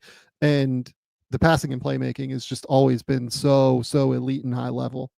So the Hawks did knock off the Bucks like a week ago. I actually watched that game. Giannis was awesome. He had 31 and 11, got to the free throw line 26 times in that game. To your point, where like they have a tough matchup, Milwaukee went 15 of 45 from 3 in that one. And I found myself watching the Bucks and feeling similar the way I feel about the Mavs. Those other guys have to make threes, the Taurean Princes, the Gary Trent Jr.'s, the AJ Greens. Yeah. And for reference, AJ Green and Gary Trent Jr. went 5 of 20 from 3 in that game. And AJ Green got some really good looks. Portis also went 0 for 2. So I know the Hawks just knocked them off, but I think this Bucks team, when those other guys are making shots in the same way when the Mavs, quote unquote, other guys are making shots, it's really, really tough to defend them. But I'm here for it. I'm excited to watch what Atlanta can do. Yeah, completely agree. I've so enjoyed watching that team this year. They are really, really terrific. Anything in the West? I mean, yeah, Oklahoma City's defense is just, they have 4 guys that might be all defense guys. Like when you watch them on the perimeter, I mean, it's just totally sick. I would anticipate that J-Dub and Cason Wallace both make an all defense team at some point, and they are the team's 3rd and 4th best perimeter defenders. What are the chances this game doesn't have either team score 100 points? Decent. We have the top 2 defenses, right? Yeah, decent. I would say pretty good shot. It'll be interesting. I'm fascinated to see Jalen Green on this stage, to see Alperen Şengün on this stage. And not only are you seeing these dudes on this stage, to your point, Sam, you're seeing them against the best defense in the NBA with guys that can match up with them and defend them and get after them.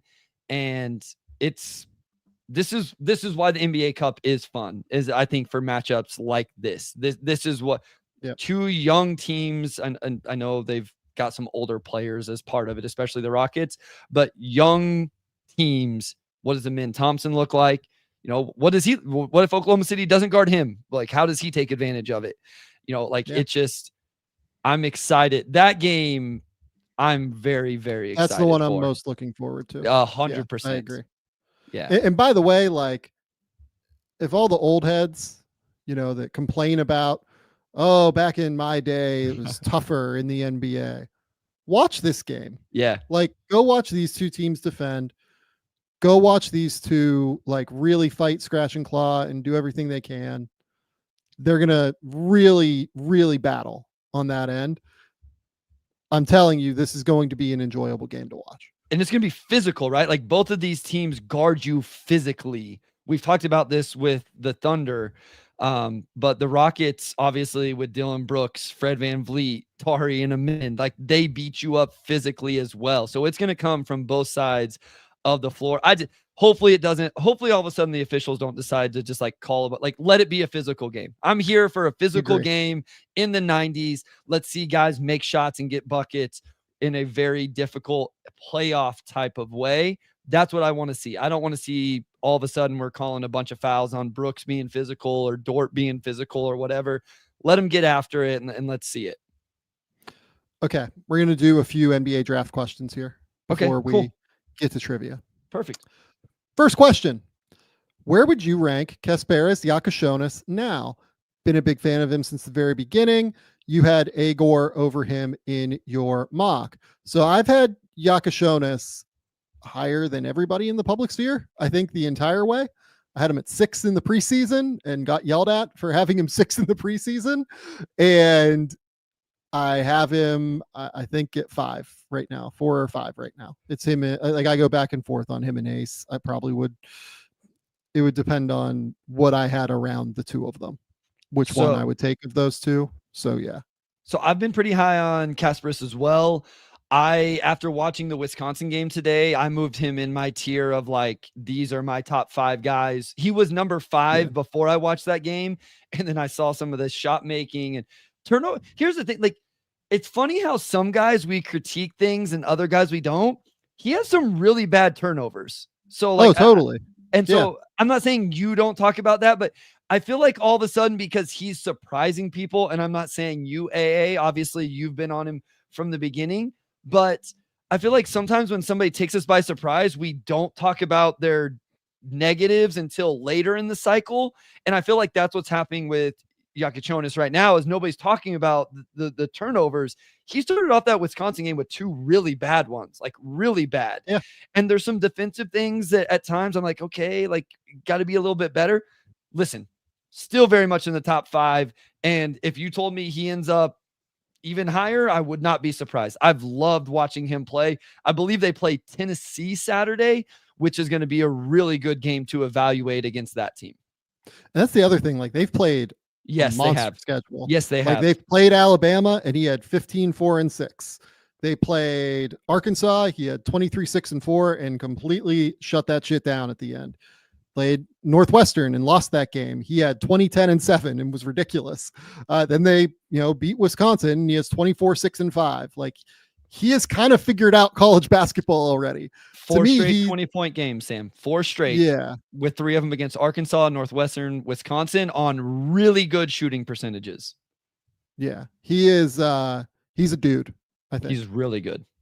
Kasparas is a real dude. I would have him 3, 4, 5 for sure. But again, like, this isn't new for us here. Like, no, we've been screaming about Giacošonis since the start of the year, I feel like. Yeah, like, this is one guy I feel pretty good about. That first time I watched him play this summer, I was like, this kid looks really interesting. from Rachel, how much does Cooper Flag shooting put a cap on his potential? What is Flag's worst case scenario? And really, like, we're only talking about like his 3-point shooting here. Like, he's been pretty good in the mid range to this point. So it just depends on how much you think that mid range jumper, as he gets stronger and more physical and goes from being, I think 17, maybe turns 18 here coming this up month, right? in a few days. Yeah. Yeah, 21st, 9 days. Yeah. And goes from that to being like 22 years old. I kind of think that like he uses the like thing like way above his head to generate power. And I wonder if that will be as necessary as he gets older.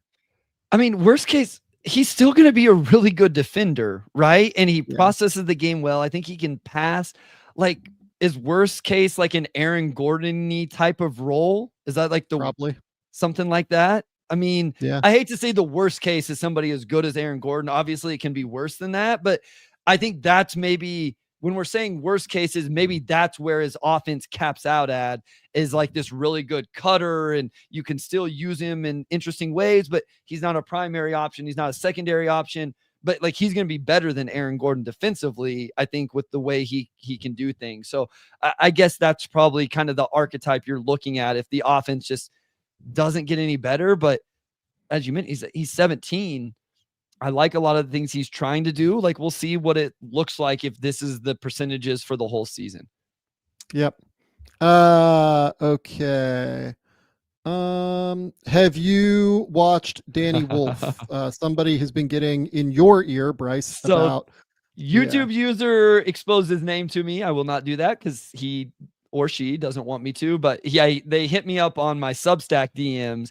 I've actually got I've probably gotten more Danny Wolf DMs and stuff than any other player thus far.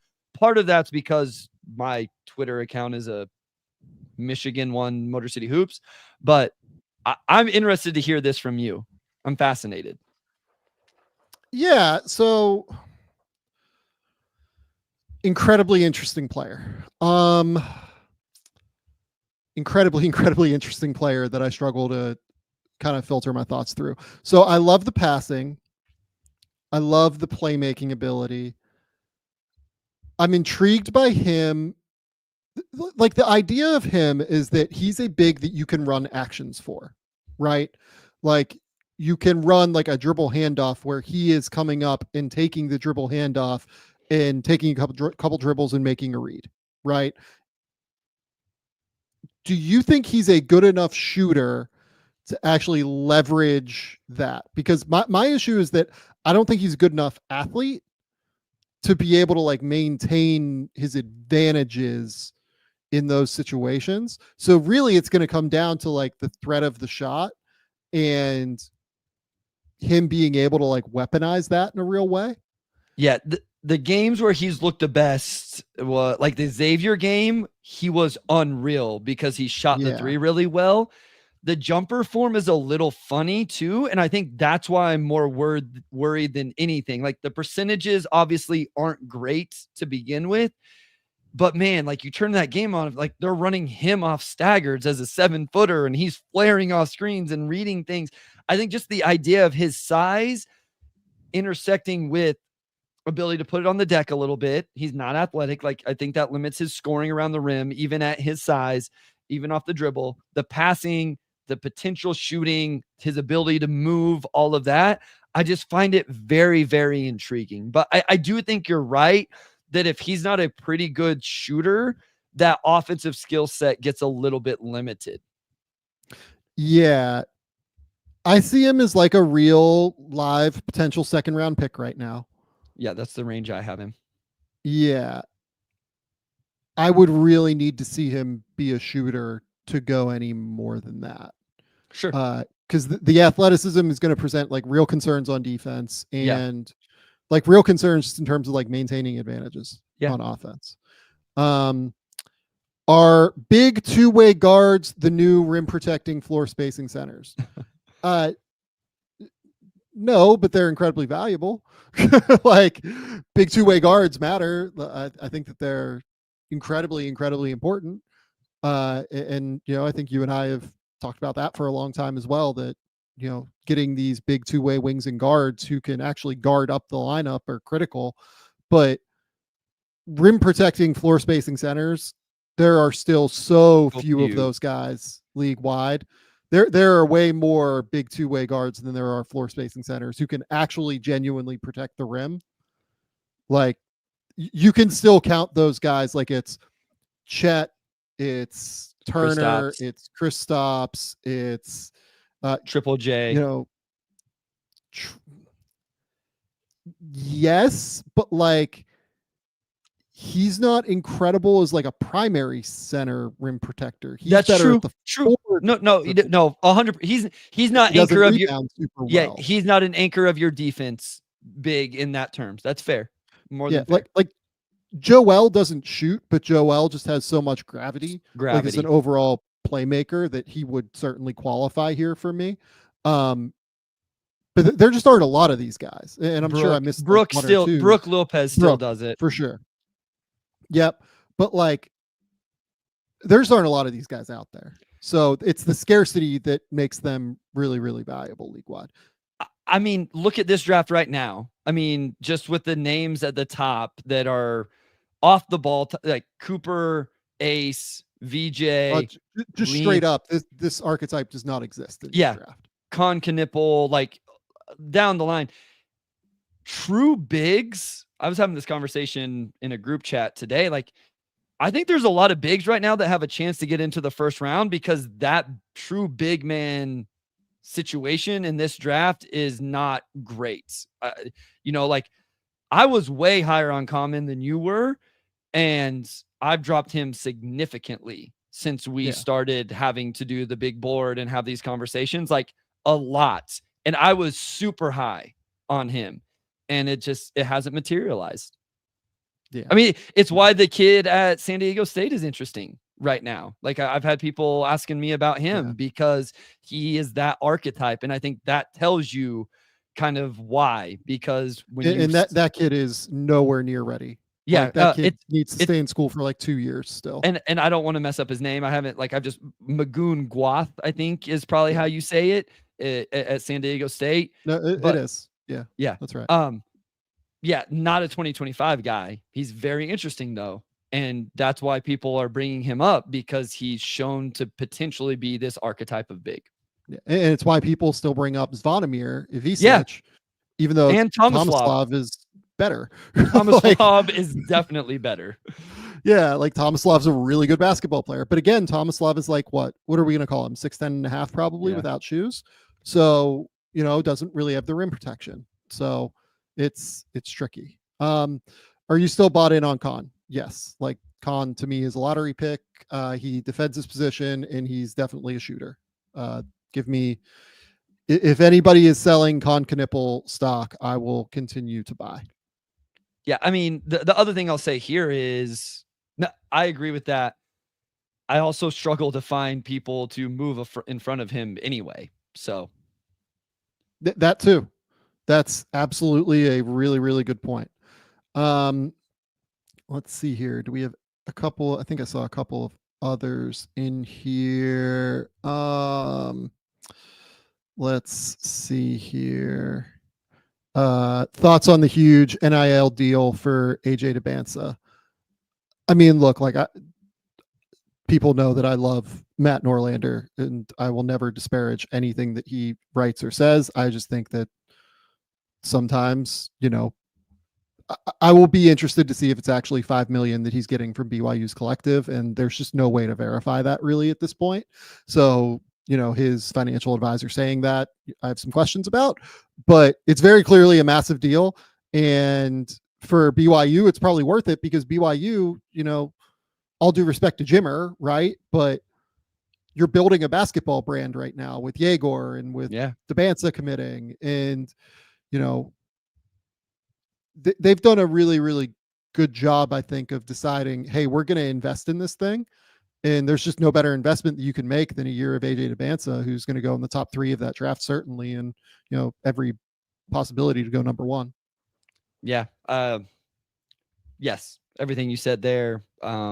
It's interesting to see BYU continue to build it out, but you got to while you have this kind of energy, it's good to stay with it. And Debanza is going to obviously continue to push that forward. Yeah.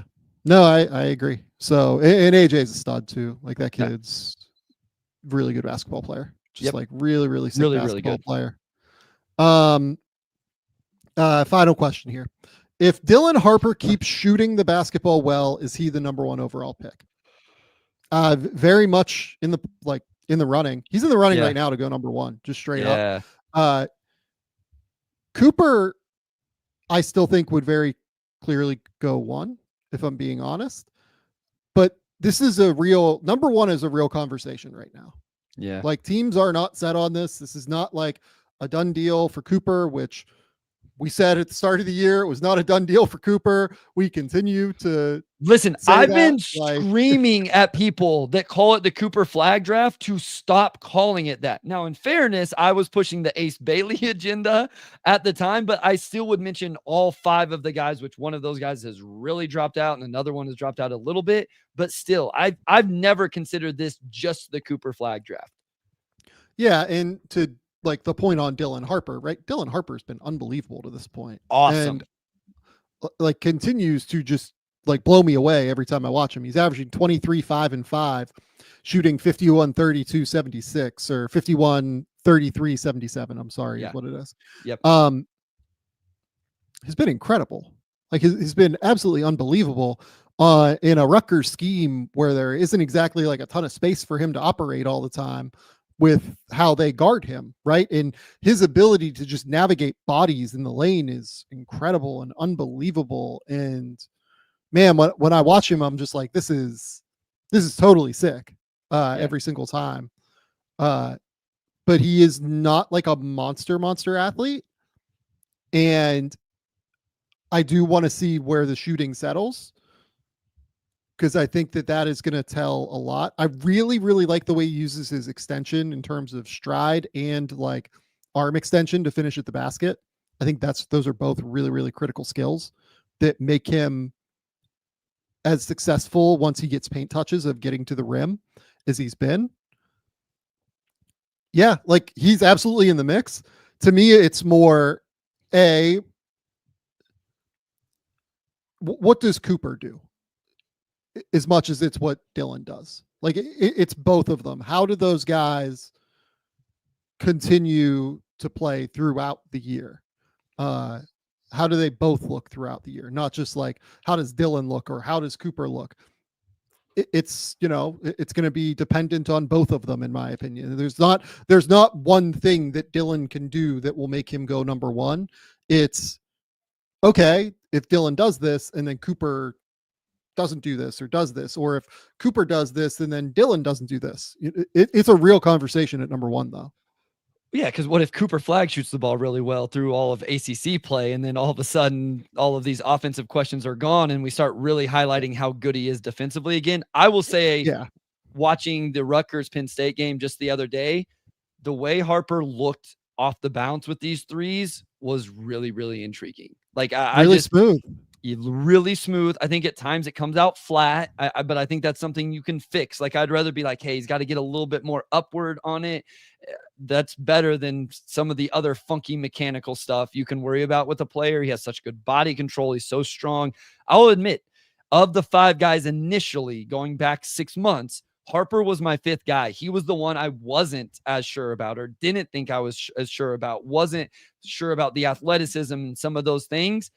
I've been so impressed. He is definitely number 2 on my board right now, as he is on most people's. And I was watching that game going, man, if he can really score like this, the way he rebounds, he defends, he's physical, like there is real, as you mentioned, number 1 potential depending on how he plays through the next few months. And important to note, how Cooper plays. Yeah. What I will say is this. The question here is if Dylan keeps shooting the ball well. We've seen Dylan shoot the ball better than we've seen Cooper shoot the ball. Yeah. If Cooper shoots well, Cooper is going. I mean, I say what I said a second ago, where it's like it's dependent on how they both do. If Cooper shoots the ball well, and part of the reason that I'm, saying that it's going to be both of them is I don't really think Cooper's going to shoot 40% from 3 in ACC play. But like if he was to shoot 40% in ACC play from 3, he's going number one. Yeah. Like it would be really surprising to me if he shoots 40% from 3 in ACC play and doesn't go number one. Agreed. But I would be pretty stunned if that was to happen, which is why I kind of say like it's going to be a conversation throughout for both of them. Yep. Okay. Do you want to do trivia or do you want to get out of here? I will leave the floor. I have trivia for you. It's nothing creative. I didn't put a whole lot of effort into putting it together. I mean, I have it ready, so it's up to you. Let's do it. Do you have is it quick? I can shorten it. No, that's easy. I can shorten it. Like instead of 10, we can do top 5 or something like that. Let's do 5. Yeah. Okay. So I had planned on this from the beginning. I was going to give you the choice. Do you want to do the team one or the player one? So we can do player one. Okay. So player based, we're doing play types. Okay. So there's 2 that I think are fun. We can either do ball screen handler or off screens. Let's do ball screen handler. Okay. Pick and roll handler.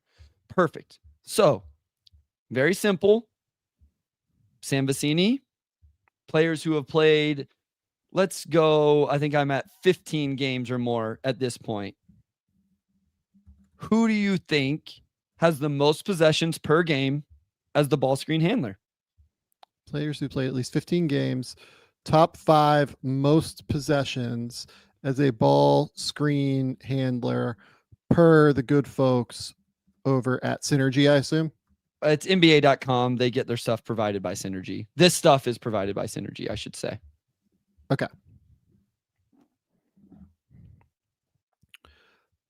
First would be Trey to me. Trey, like my first guess would be Trey. Trey is, so there's 5 guys that average more than 10 possessions per game as pick and roll handlers. And does this include passes? Would also be my question. Let's see. Based off the other stats here, because you can do the one that includes assists. So well. I went only off NBA.com, which does not offer that. Okay, cool. Good to know. Trey is 5th on this list, though. Okay. At what they have at 10.4 per game. Okay, LaMelo is definitely my next guess. LaMelo is number 1 on this list. He is 1.2 possessions per game ahead of 2nd place. Okay. For what it's worth, points per possession, Trey's are very low, 0.77. Yeah. LaMelo is over 1 at 1.04 and is the only player, one of 2 players on this list that is over 1 point per possession in this top 5. I would be interested to know, Trey's, if you include the passes. I would bet that it's for sure. I based on what this is here, I assume this is only scoring. Okay. My next guess is going to be De'Aaron Fox. De'Aaron Fox is not on this list. Where is De'Aaron? Not too far down. De'Aaron is at 7.8. Our list stops at 10.4 with Trey in 5th. I wonder if Shay's getting hit on the handoffs, or De'Aaron's getting hit on the handoffs. Shay's probably. Shay is actually going to be my next guess, but Shay kind of rolls ISO a lot. So Shay is actually 6th, just off the list at 9.6.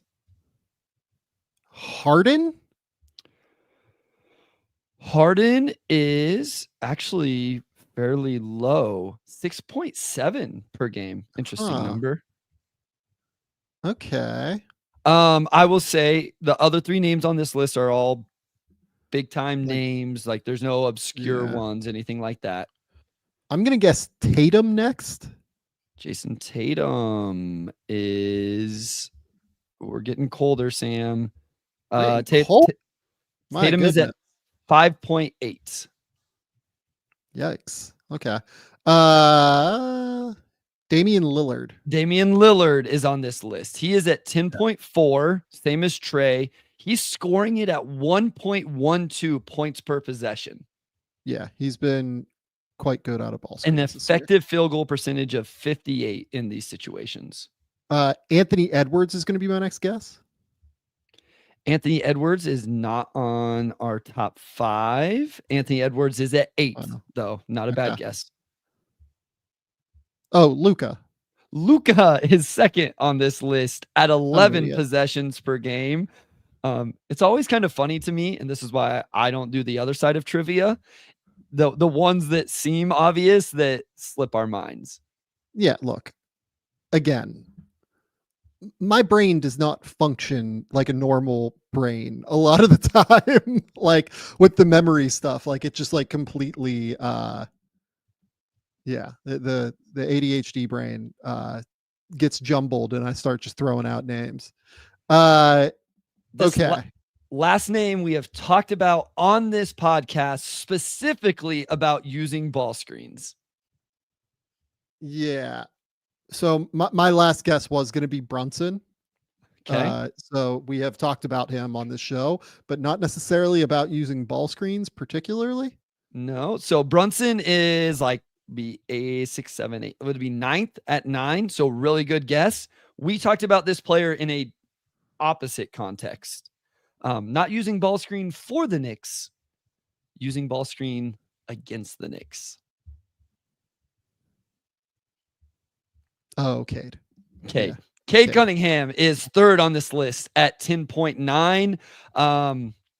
Not a great point per possession, but yeah. So LaMelo 1 at 12.2, Luka at 11, Cade 10.9, Dame and Trey at 10.4, and then it goes to SGA at 9.6. Next couple names, Donovan Mitchell and Tyrese Maxey. And then the name I wanted to get to here, Jalen Green. Jalen Green would be 4, 5, 6, 7. Yeah, was 10th on this list. Yeah, I mean, he does have to create a lot. Yep. I would argue he's overtaxed in that regard, which is why he's been as inefficient as he has been this year, but also he's not shooting well. So that's a whole other problem in and of itself. Same with Fred VanVleet, but their defense is so good that it has not mattered as much. Yep. Okay. That was a simple one. Simple one. I will have a fun one. I figured out a way to do what we did last Sunday again this Sunday. Beautiful. Yeah, it's going to be fun. Okay. So no post-game theory tonight. I have like an early dinner, unfortunately. So I am not going to be able to stream. Not unfortunately. I'm actually very excited about the dinner. But no post-game theory tonight. We will be back on Sunday with Bryce. My weekend is just crazy because of some things we have going on around the house here. So no post-game theory until Sunday. Bryce and I will record on Sunday. We will almost assuredly talk through what we see from the semifinals. Yep. And then I will assuredly do a post-game theory on the semifinals on Sunday. And potentially some other stuff that occurs league-wide. There's one set of big games here over I think just tomorrow's the night that has like a bunch of games, if I remember correctly. Correct. There's only 3 going on right now, and then like 8 or 9 it looked like tomorrow. Yeah, believe that there are quite a few games tomorrow, and then nothing scheduled on Wednesday next week. A few games on Monday and Sunday. So we should be able to get some pretty decent stuff.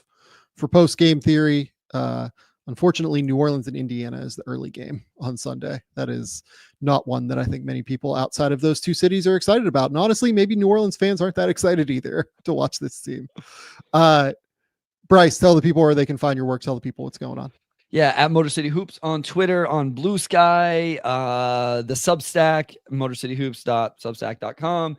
If your team plays the Detroit Pistons, I always have notes. So, for example, they're playing the Celtics tonight. You can skim past all the Pistons notes and check out what I wrote about the Boston Celtics. If you're a Celtics fan, that goes for every single Pistons game of the season.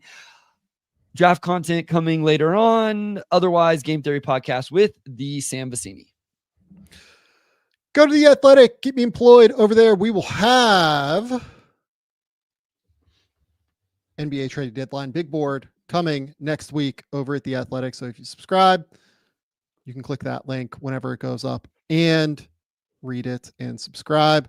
Go to the Game Theory social media channels. GMAC does an amazing job running those. X, TikTok, Blue Sky, Threads, Instagram, Game Theory, Sam V. That is your handle. Always go subscribe. Support us over there.